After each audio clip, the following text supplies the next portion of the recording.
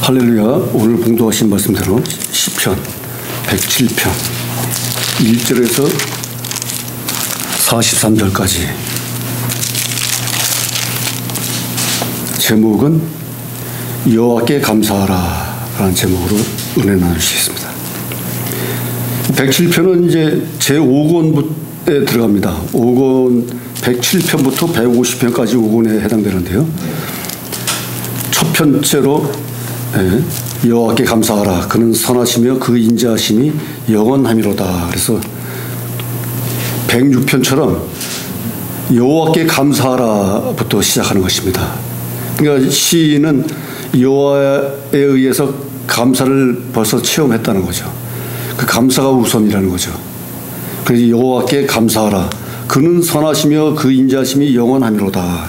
그래서 하나님은 선하시며 인자인의 은혜와 사랑이 충만하시, 그리고 또한 영원무궁하시다 이렇게 기록했습니다. 그래서 이 문구는 예배 드릴 때, 예식 때에 항상 쓰이는 그 송영 문장이라는 거죠.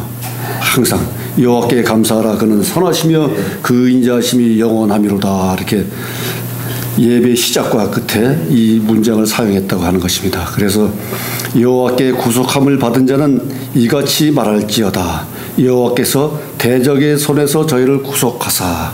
그러니까 여호와께 구원받고 구속받은 자들은 항상 이렇게 얘기하라는 거죠.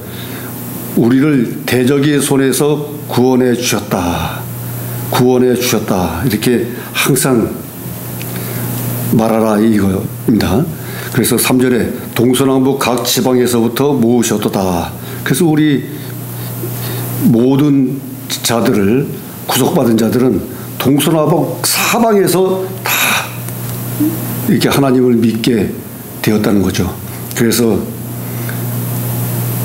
서쪽으로는 지중해로부터, 또한 밑에는 아라비아해, 위에는 팔레스타인, 위에 지방에서부터 모든 사방에서, 사해 모든 곳에서 다 하나님을 불러모아 주었다 하는 것입니다. 4절에 저희가 광야 사막길에서 방황하며 거할 성을 찾지 못하고, 이때는 광야 40년 동안에 사막에서 생활할 때 방황하며 거할 성을 찾지 못했다는 거죠. 정착할 곳을 찾지 못해서 방랑 생활을 했다는 것입니다. 유목민으로서. 그리고 줄이고 목마름으로 그 영혼이 속에서 피곤하였도다. 그리고 줄이고 목마름으로 말미암아 또한 영적으로도 목마르고, 또 실제적으로 물이 없어 목마르고, 또 음식이 없어서, 고기가 없어서 하나님을 불평불만할 때도, 원망할 때도 있었습니다. 그러므로 말미암아서 완전히 피곤하여졌다, 완전히 쇠약해졌다 하는 것입니다. 슬픔과 고통 속에서 그 나날을 지냈다 하는 것입니다. 6절에 이에 저희가 그 근심 중에 여호와께 부르짖음에 그 고통에서 건지시고, 그러므로 말미암아서 이들은 그런 상태에 빠졌을 때는, 상황에 빠졌을 때는 여호와께 부르짖었다는 거죠. 또한 모세의 중보 기도도 있었고, 예언자 선지자들의 기도가 있었으며, 그래서 그 고통에서 건지시고, 7절에 그 또 바른 길로 인도하사 거할성에 이르게 하셨도다. 그래서 결국에는 거할성에, 가나안 예루살렘 성에 거했다는 것입니다. 그러니까 불평불만 원망하면서 지내다가 그 근심 중에 다 쓰러지고 넘어지고 죽을 지경에 처했을 때는 하나님을 찾았다는 것입니다. 울고불고 해가 비지고 그 외치며 두 손을 들고 재를 뒤집어 쓰고 삼배옷을 입고 이러면서 하나님을 찾았다는 것입니다. 그러면 하나님은 또 인자하신 하나님은 또 그것을 또 들어 응답을 해 주시는 것입니다. 그래서 그 고통에서 건지시고, 또 바른 길로 인도하사 거할성에 이르게 하셨도다. 8절에 여호와의 인자하심과 인생에게 행하신 기이한 일을 인하여 그를 찬송할지로다. 결국 그러므로 말미암아서 그 여호와의 인자하심과 선하심, 그 하나님의 속성에 따라서 또한 기적을 행한 모든 일에 대하여 찬송을 해야 된다는 거죠. 그를 찬송할지로다.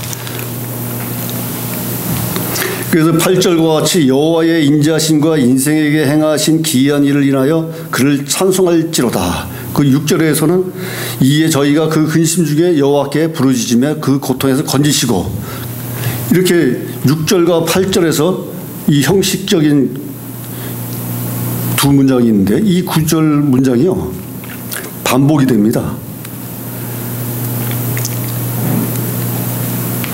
19절에도 보면요, 이에 저희가 그 근심 중에서 여호와께 부르짖으매 그 고통에서 구원하시되, 20절에 저가 그 말씀을 보내어 저희를 고치사 위경에서 건지시는도다. 그러니까 부르짖음에 구원하시고 찬송하고 건지시는도다. 이게 반복적으로 했죠. 또 28절에 이에 저희가 그 근심 중에서 여호와께 부르짖으며 그 고통에서 인도하여 내시고 광풍을 평정히 하사 물결로 잔잔하게 하시는도다. 이렇게 말씀하셨죠. 또 31절에 여호와의 인자하심과 인생에게 행하신 기이한 일을 인하여 그를 찬송할지로다. 왜냐? 28절에 언급되어 있죠. 이에 저희가 그 근심 중에서 여호와께 부르짖으며 그 고통에서 인도하여 내시고, 이렇게 두 문장을 이렇게 세 번 반복을 했습니다. 세 번 반복을 했습니다. 그러니까 송영구를 처음에 나타내고 뒤에 세 번을 연속으로 반복해서 강조했습니다.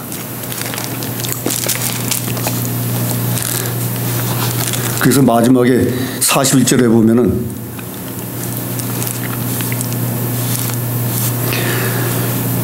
궁핍한 자는 곤란해서 높이 드시고 그 가족을 양무리 같게 하시나니 정직한 자는 보고 기뻐하며 모든 악인은 자기 입을 봉하리로다. 지혜 있는 자들은 이 일에 주의하고 여호와의 인자하심을 깨달을지로다.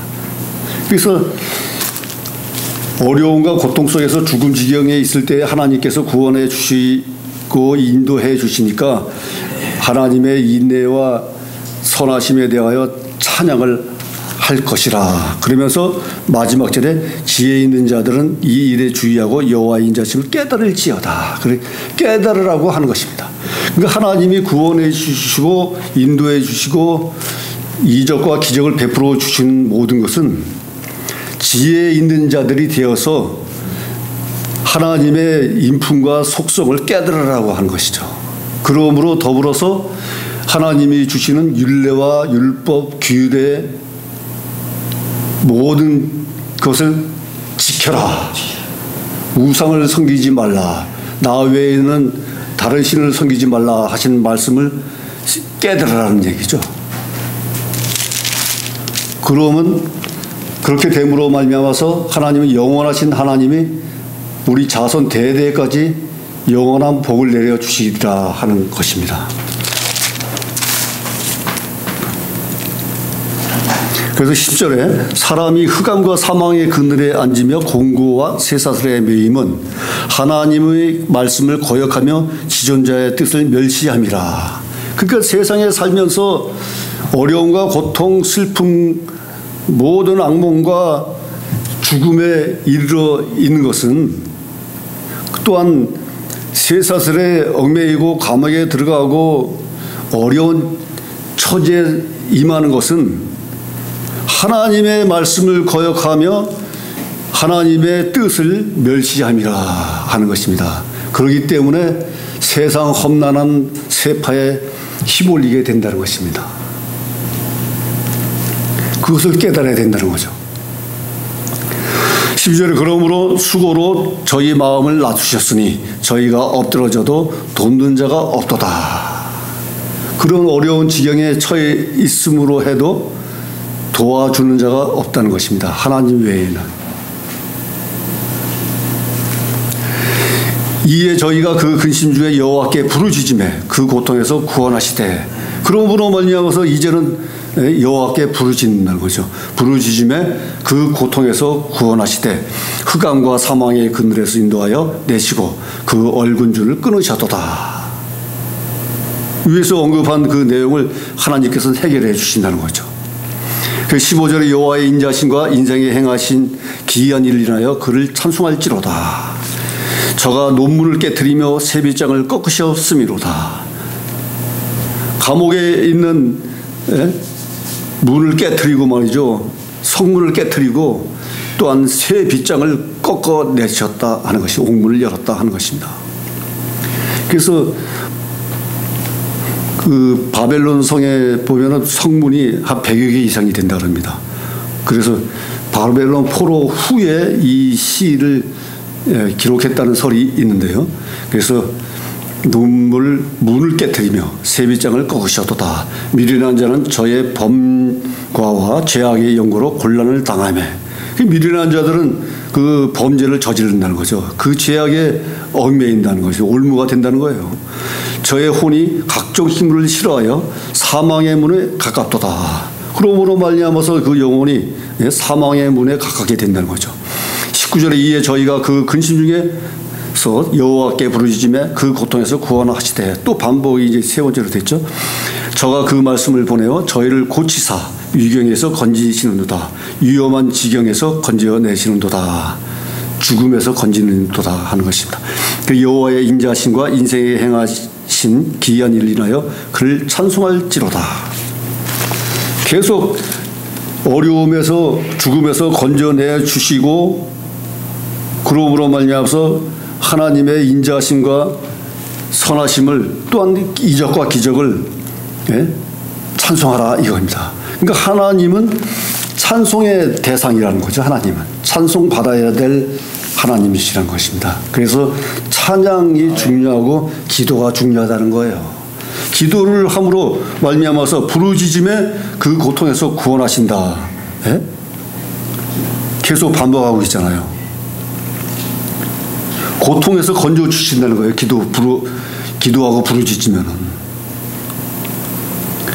그러므로 말미암아서 하나님께 그 선하심과 인자하심 기이한 일들, 하나님께서 행하시는 이적과 기적, 모든 질병을 떨쳐버리고 병을 고쳐주시고 사망에서 건져주시는 모든 그 행사를 찬양하라 이겁니다. 감사하라 이거예요. 그 감사가 반드시 뒤따라야 된다는 것입니다. 찬양하고 감사해야 된다. 20절에 감사제를 드리며 노래하여 그 행사를 선포할지로다. 바로 나오잖아요. 감사제를 드리며 노래하여 찬양하며 그 행사를 선포할지로다. 만방에 선포하고 전도하고 선포하라 이런 얘기죠.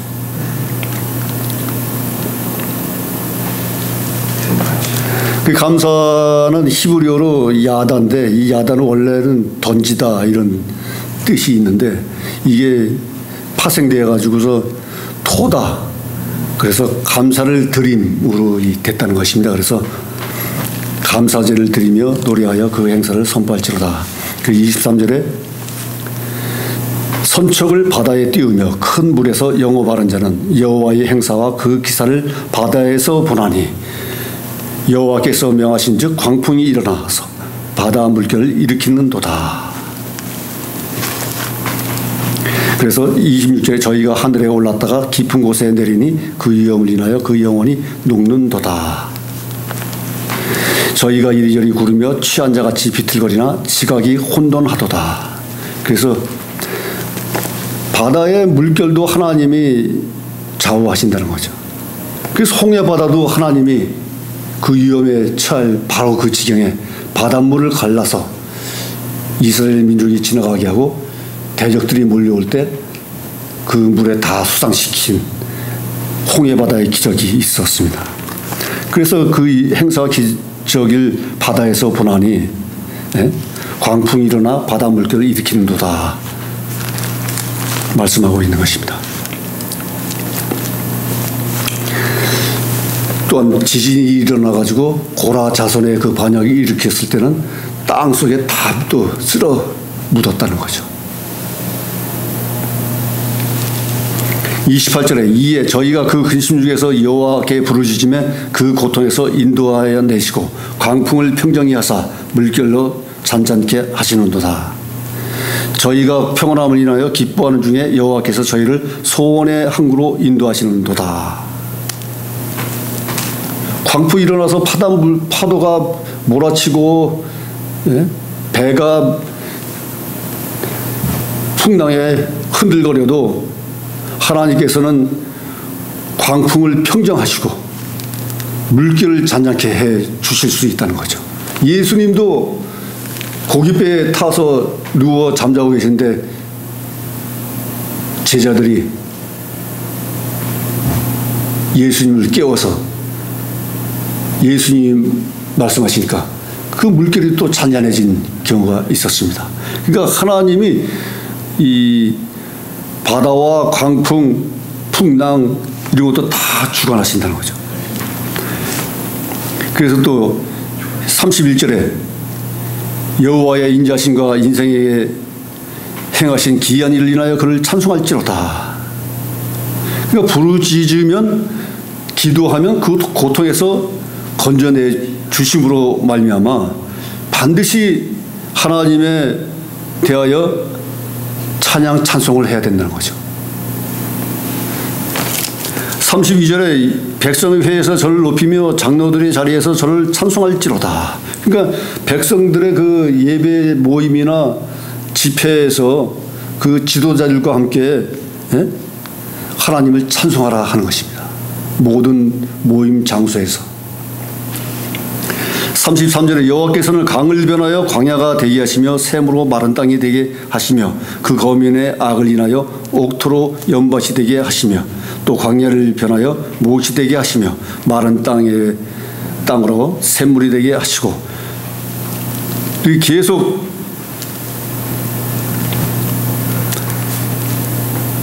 악과 선 하나님의 역사를 반복적으로 강조하고 있죠. 옥토로 연밭이 되게 하시며 광야를 못이 되게 하시며 마른 땅이 샘물 되게 하시며 이 대조법으로 계속하죠. 이렇게 하나님은 이적과 기적으로 이 변하게 하시고 우리의 인생 생사를 다 주관하시고 모든 것을 변하게 해 주신다는 것입니다. 그래서 36절 줄인 자로 거기 거하게 하사 저희로 거할 성을 예비케 하시고 그러니까 줄인 자에게도 만나 메추라기로 식량을 내려주시고 또한 가나안 정착까지 하나님께서 다 예비하셔가지고 인도해 주신다는 것입니다. 그래서 37절에 밭에 파종하며 포도원을 재배하여 소산을 취하게 하시며 그러므로 말미암아서 포도나무를 재배해서 포도주를 생산케 하고 말이죠. 무화과 나무 여러 가지 열매에 달린 나무를 또 가꾸게 하시고 그래서 38절에 또 복을 주사 저희로 크게 번성케 하시고 하나님의 약속은 복을 내려주시는 게 하나님의 약속입니다. 복을 자손 대대로 복을 내려주신다 약속하셨고 또한 생육하고 번성하라 이런 말씀도 하셨습니다. 그래서 가축이 감소치 않게 하실지라도 그래서 또한 아브라함도 마찬가지고 야곱도 마찬가지로 가축과 모든 자손들을 번성케 해주셨죠.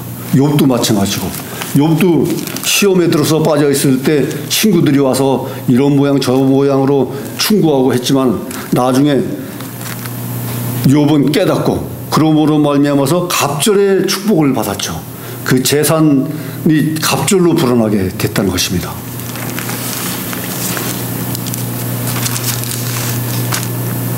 또한 에서도 야곱과 헤어져서 떠났지만 에서도 부하게 됐습니다.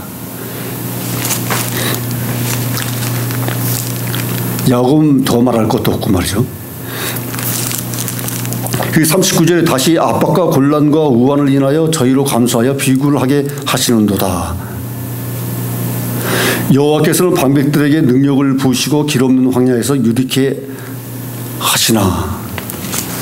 그러니까 이들이 나중에는 바벨론 포로로 끌려갔잖아요. 70년 동안 바벨론 포로에서 노예 생활을 하면서 예?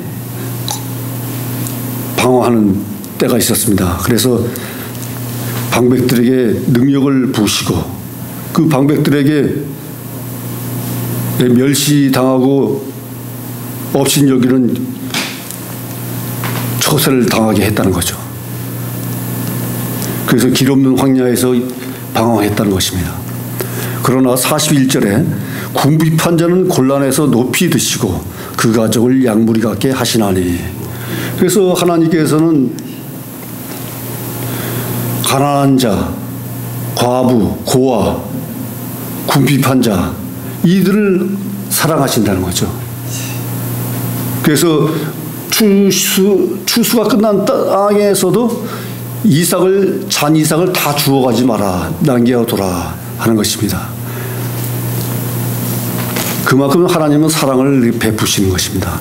그래서 42절에 정직한 자는 보고 기뻐하며 모든 악인은 자기 입을 봉하리로다.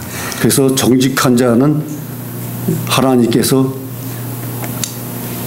보고 기뻐하며, 그러니까 정직과 정의, 공의를 살아서 만민 백성을 기쁘게 하고, 또한 악인은 자기 입을 봉하게 된다는 것입니다. 그러니까 징계와 심판은 뚜렷하게 나타난다는 것입니다. 43절에 지혜 있는 자들은 이 일에 주의하고 여호와의 인자하심을 깨달으리로다. 위에 열거한 모든 하나님의 말씀대로 그 고통 속에 헤매일 때는 기도하고 부르짖으면 응답을 해서 구원해 주신다는 것입니다. 이 문장 속에서 107편에서 3번을 강조했습니다. 그러니까 부르짖으면 고통에서 구원해 주시고 인도해 주시고 건지시고 해 주신다는 거예요.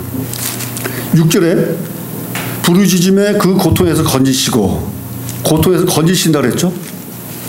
19절에 부르짖음에 그 고통에서 구원하시되, 건지시고 구원하시되, 28절에 부르짖음에 그 고통에서 인도하셔 내시고, 건져주시고 구원하여 주시고 인도하여 주신다는 것입니다. 부르짖으면 나의 모든 죄악을 다 내려놓고 하나님께 다 아뢰고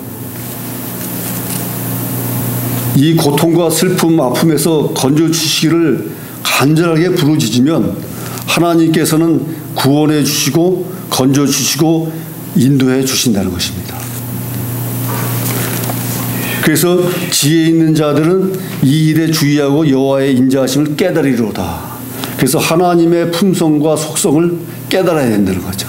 하나님이 어떠한 하나님인가를 지혜를 가지고 깨달아야 된다는 거죠.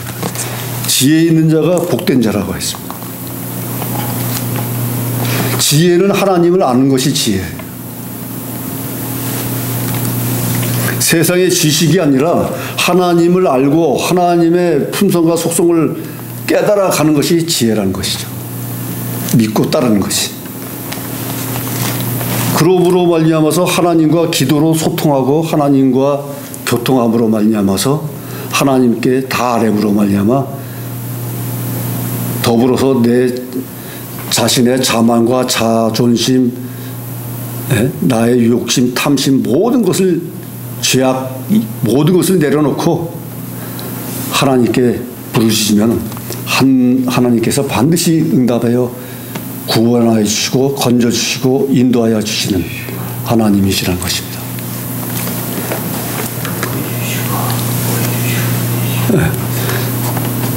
그래서 하나님은 영원무궁토록 우리들을 지켜주시고 보호하여 주신다고 하는 것입니다. 기도하시겠습니다. 하나님 아버지 감사합니다.